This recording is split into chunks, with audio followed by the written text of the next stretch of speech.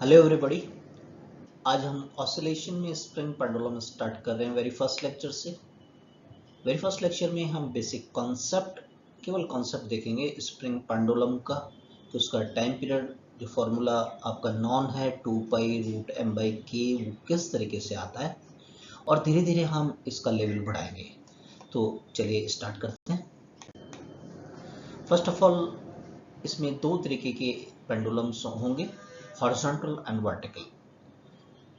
तो हॉरिजॉन्टल पे भी अपने से क्वेश्चन पूछा जाएगा और वर्टिकल प्लेन में भी पूछा जाएगा, राइट। तो पहले एक स्टेप बाय स्टेप मेथड तैयार कर लेते हैं कि करना कैसे है, करेंगे कैसे अपन, है ना। Time period of spring pendulum का देखिए, स्प्रिंग पेंडुलम का टाइम पीरियड फाइंड करने के दो मेथड्स होते हैं। एक तो होता है फोर्स मेथड और दूसरा होता है एनर्जी मेथड। फिलहाल हम वेरी फर्स्ट मेथड में स्टार्ट कर रहे हैं, फोर्स मेथड से। धीरे धीरे जब हमारी मास्टरी हो जाएगी तो उसके बाद फिर हम एनर्जी मेथड पर जाएंगे। चलिए फोर्स मेथड देख लेते हैं। फर्स्ट ऑफ ऑल हमें मीन पोजीशन फाइंड करना होता है। किसी भी पेंडुलम, चाहे वो सिंपल पेंडुलम हो, मीन पोजीशन सबसे ज़्यादा इंपॉर्टेंस रखती है, क्योंकि डिस्प्लेसमेंट हमारा वहीं से मेजरमेंट होता है। और मीन पोजीशन क्या होती है? Equilibrium position of the system, right. उसके बाद में क्या करना होता है? उस मीन पोजीशन से ब्लॉक को हमें कुछ थोड़ा सा एक स्मॉल डिस्प्लेसमेंट देना होता है, अगर वो SHM है तो। और उस इंस्टेंट पर लगने वाले रिजल्टेंट फोर्स को हम F = ma के साथ में कैलकुलेट करते हैं, इक्वेट करते हैं। डिस्टॉर्टिंग फोर्स जो भी आएगा इक्वल टू ma कर देंगे। और a क्या होता है? ω²x।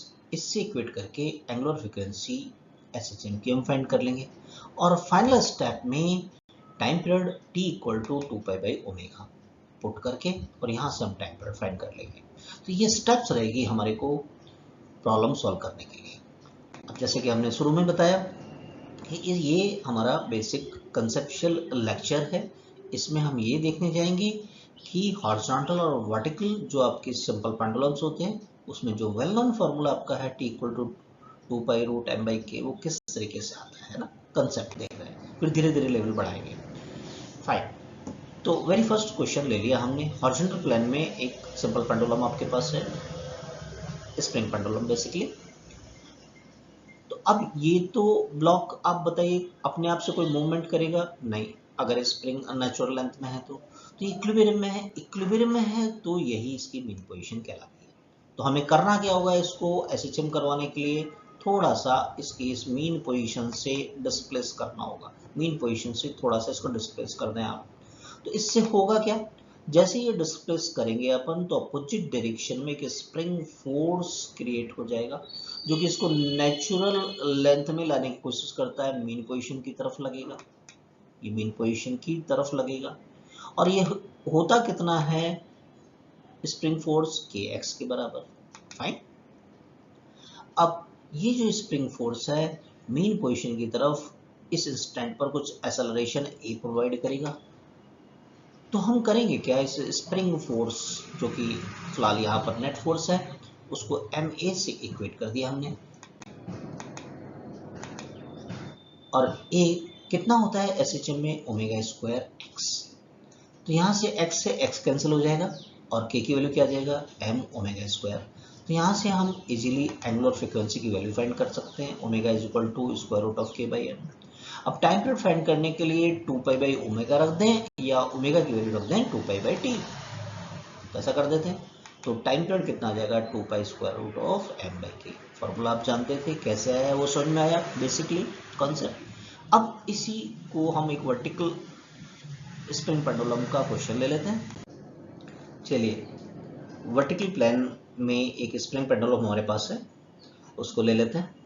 सबसे पहले वर्टिकल प्लेन में जो स्प्रिंग पेंडुलम होता है, बहुत केयरफुली लेना है, क्योंकि इसका मीन पोजीशन को फाइंड करना है। मीन पोजीशन इसका नेचुरल लेंथ वाला स्टेट नहीं होता है। क्यों नहीं होता है, समझ लेते हैं। एक स्प्रिंग जैसे ही आपने सस्पेंड किया सीलिंग से, तो इसको तो हम मासलेस मान के चलते हैं, तो कोई एक्सटेंशन इसमें होगा नहीं। अभी सिस्टम बनाना ही है, इसके साथ ब्लॉक कनेक्ट करेंगे हम। तो जैसे एक ब्लॉक को कनेक्ट करेंगे, तो due to the weight of the block ये स्प्रिंग एक्सटेंड होगी।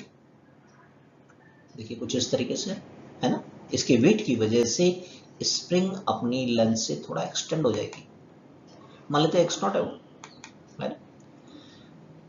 और ये एक्सटेंड होगी तो ये ब्लॉक तो ऐसा लग रहा है कि एक्सटेंड करता हुआ जाना चाहिए, नहीं ऐसा नहीं होगा।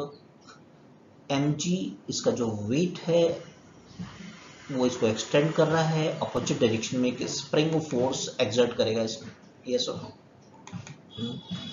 mg अपोजिट डायरेक्शन में एक स्प्रिंग फोर्स एक्सर्ट करेगा। जैसे ही ये mg की वैल्यू इस स्प्रिंग फोर्स से इक्वेट कर जाएगी तो इक्विलिब्रियम पोजीशन आ जाएगी, जिसको मीन पोजीशन कह देंगे।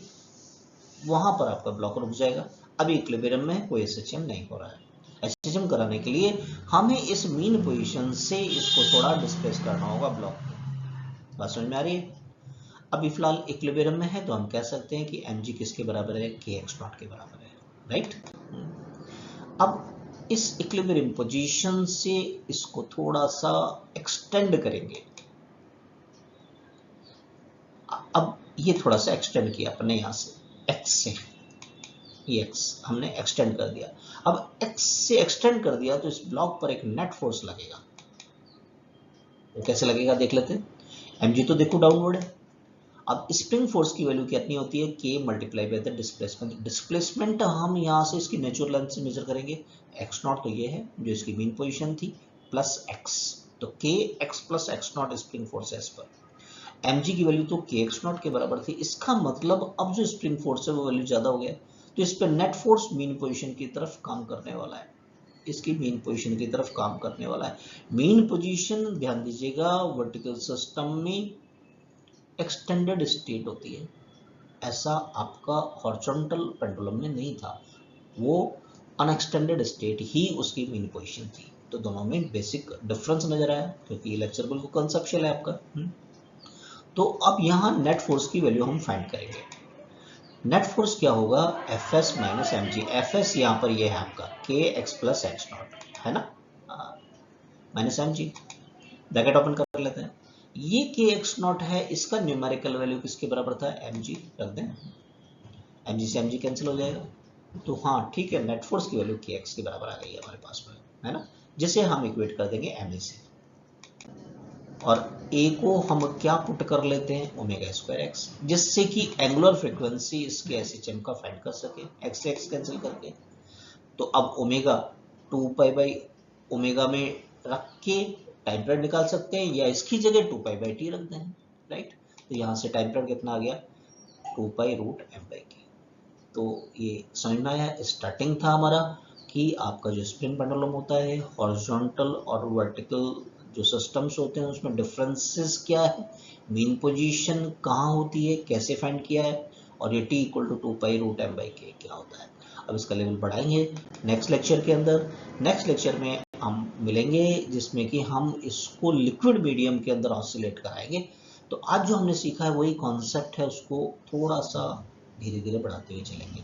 तो मिलते हैं नेक्स्ट लेक्चर के अंदर। Thank you for watching.